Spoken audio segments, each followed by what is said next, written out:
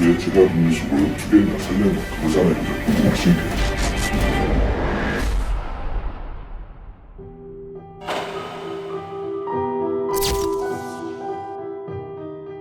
그 직접 통화한 거는 4월 28일경이에요.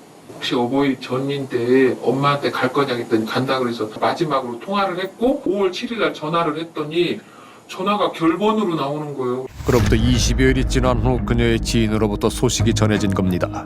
인숙 씨는 모습을 감추기 전 대전에서 같은 교회에 다니던 지인 정 씨에게 그녀의 속사정을 한 차례 털어놨다고 합니다. 직장도 그만둘 거고 서울로 가서 중국으로 갈 거다 하면서 한번 상담을 이렇게 좀 하셨어요. 오전에 통화했어요. 이제 간다고. 뭐 별 이상이 없었어요. 그냥 평상시. 평상시. 그때 기억으로는 그 출발지가 강남의 무슨 호텔인가. 그런데 새벽 1시경 그녀가 묵고 있었을 방에서 다량의 물이 흘러나오는 것이 호텔 직원들에게 목격이 됩니다. 다음날 아침 인숙 씨는 호텔 건물 지하로 향합니다. 머리를 손질하며 지인인 정 씨와 한 차례 통화를 한 후 미용실 근처의 매장을 찾아 휴대폰을 해지합니다. 다시 호텔 방으로 들어가는 모습이 목격된 것은 오후 1시경. 그 후 그녀가 사라진 겁니다. 예정대로라면 저녁 9시 30분 중국으로 가는 비행기를 탔을 인숙 씨. 하지만 그녀는 비행기를 타지 않았습니다. 당시 경찰에서 그녀가 사라진 것이 단순한 가출이나 실종이 아니라고 판단했던 이유가 있었습니다. 청소부 직원의 말을 듣고 이제 현장을 타긴 했습니다.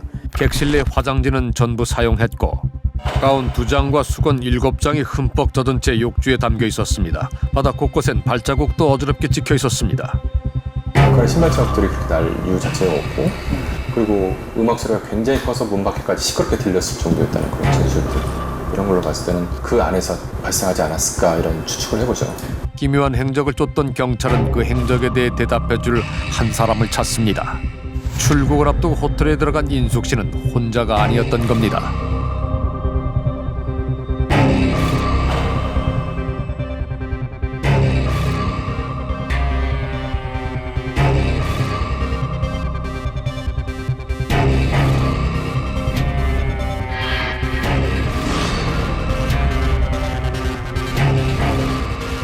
경찰의 추궁이 계속되자 남 씨는 인숙 씨가 사라진 지 40여일 만에 그녀의 실종에 관해 처음으로 입을 열기 시작합니다. 자기가 죽인 것은 사실인데 시체를 원효대교에 버렸다.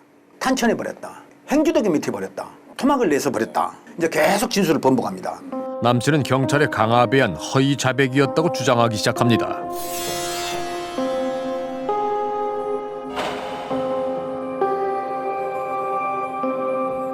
결국 재판부는 그가 인숙 씨의 통장을 개인적 용도로 사용했다는 이유로 최종 1년 6개월형을 선고했습니다.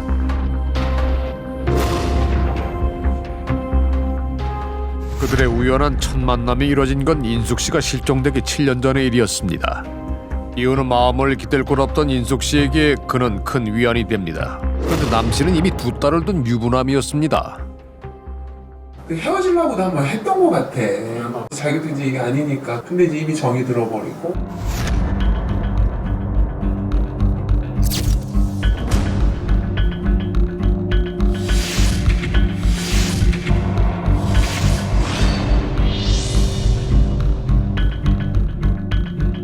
유일하게 중국행 계획을 털어놓았던 지인 정 씨에게 인숙 씨는 묘한 얘기를 남깁니다. 나중에 그 얘기를 들어본 것 같아요. 위조 요건으로 간다는 얘기를 들어본 것 같아요. 범법자도 아닌 그녀가 굳이 위조 요건을 만들어 출국해야 할 이유는 없었습니다. 본인 스스로 브로커가 있다고 진술했고 짐을 다 붙였다고 진술했고, 그런데 그게 전부 하나씩 다 드러납니다. 여자분의 행방을 찾기 위해서 우리가 그 용의자한테 계속 이 질문도 하고 이쪽으로 수사를 했는데 계속 말이 안 맞는 거예요. 남 씨에 의하면 호텔방을 나올 당시 이미 체크아웃 시간이 훌쩍 지나버린 오후 2시였기 때문에 숙박을 하루 연장했고 그 시각 인숙 씨는 이미 중국에 간 걸로 생각했다는 겁니다. 실제로 이 피해자 여성분 그리고 피해자 여성의 짐 어느 것도 중국으로 간 흔적이 없습니다. 가지 않았습니다. 가지 않았고 그거는 그 짐은 하남에가 있습니다. 중국으로 미리 보냈다던 그녀의 여행 가방은 어쩐 일인지 하남의 한 물류 창고에서 발견됩니다. 당시 이 가방 맡겼을 때 기억나세요? 기억이 뭐 생생하죠. 이분 맞아요? 얼굴 기억나세요? 이선 마치거든요. 남 씨가 직접 승용차를 몰고 왔는데 차량 화물칸에 짐가방 4개가 실려 있었다는 겁니다. 오전에 전화 와가지고 점심 먹고 뭐 왔을 거예요. 집이 얼마 안 되니까 컨테이너에 안 넣고 좀 싸게 해달라고 그러더라고요. 보관료를 깎아달라며 휴게실로 쓰던 컨테이너에 인숙 씨의 짐을 맡겼다는 남 씨. 짐이 이렇게 4개가 맞아요? 아니면 더 있었어요? 4개고 신발 나클레가 한두 클레가 있었을 거예요.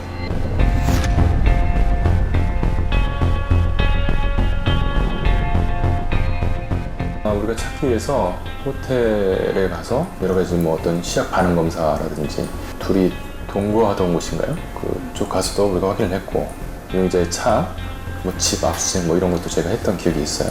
하지만 뭐 혈흔 반응은 전혀 없었어요? 확인 못했을 때.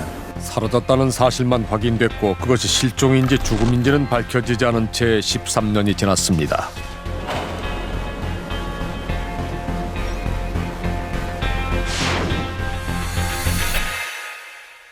호텔에 들어가시기 전에 어떤 계획이 있었던 겁니까? 계획 같은 거 없었고 그냥 뭐 출국하기 전에 좋은 곳에서 한번 재워서 보내주고 싶다. 그냥 단도직입적으로 말씀하세요. 근데 제가 그 김인숙을 죽였냐 살렸냐 그거잖아요. 그죠? 궁금하신 게. 뒤이은 그의 말은 우리가 예상치 못한 것이었습니다. 그 이후에 김인숙이 나타났다는 증거가 있잖아요. 어디야? 김인숙 씨가 그 언니한테 편지를 보냈잖아요. 왜?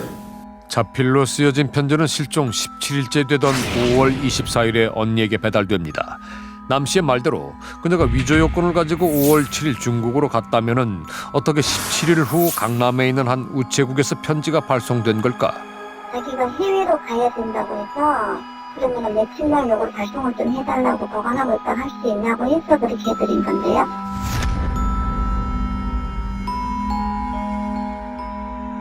처음에 중국 가자마자 잘 도착했냐에 대한 브로커의 행방 확인은 뭐였어요? 제가 지금 정확찮아서 지금 말씀을 못 드려요. 잘 도착했다 안 했다? 이건 기억나시죠? 이거 기억 못하시는 것 같아요. 하여튼 뭔가 통화를 해서 제가 안심을 했던 것 같아요. 안심을 하셨다고? 하여튼 기억이 상당히 편파적이다. 자기의 입장을 피력해야 되는 부분에 대해서는 굉장히 열심히 열성적으로 기억을 해서 진술을 하고 불리하게 돌아가는 부분에 대해서는 굉장히 그 두리뭉실하게 하고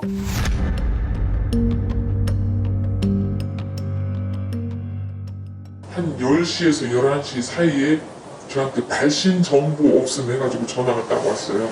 중년 남자거든요. 약간 허스키한 목소리인데 자기가 중국에 이렇게 자주 왔다 갔다 하는데 심부름 부탁을 받고 전화하는 거다. 김인숙 씨가 지금은 중국에 공안들이 쫙 깔려 있기 때문에 전화를 마음대로 할 수 있는 상황이 아니기 때문에 조만간에 전화 주겠다 이런 식으로 통화를 하고 끊었거든요. 어떻게 하세요? 저는 그 감동부에 살아요. 있거든요. 억양, 폰. 이게 어머니 조금 불확실하시면 불확실하다고 말씀하셔도 되거든요. 아니요, 저는 확실해요. 난 듣는 순간 너무 소름이 끼쳐가지고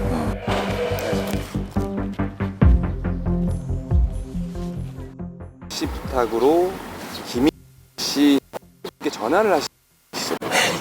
기억이 잘 안 나요 지금? 기억이 잘 안 나세요? 잘 안 나요. 그러니까 선생님이 일종의 브로커로서 전화를 하신 거예요. 모르겠어요. 기억이 잘 안 나요. 그는 고령에 약간의 치매 증세가 있다고 했습니다. 오래전 일이라 기억하기 힘들다고 했습니다.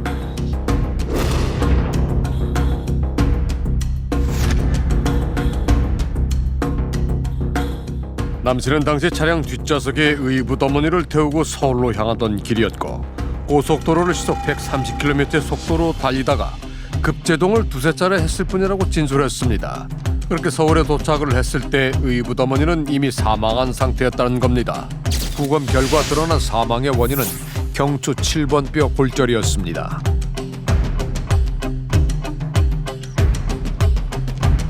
뛰어가지고 목이 경추가 부러질 수 있느냐 이렇게 따지는 거는 부딪힐 수는 있는데 이 정도 가지고는 약하다라는 그런 말씀드릴 수가 있고요.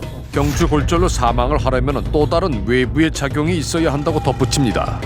뭐 졸랐다든지 때렸다든지 비틀었다든지 뭐 이런 모든 상황은 경추골절을 일으킬 만한 그런 외력은 되죠.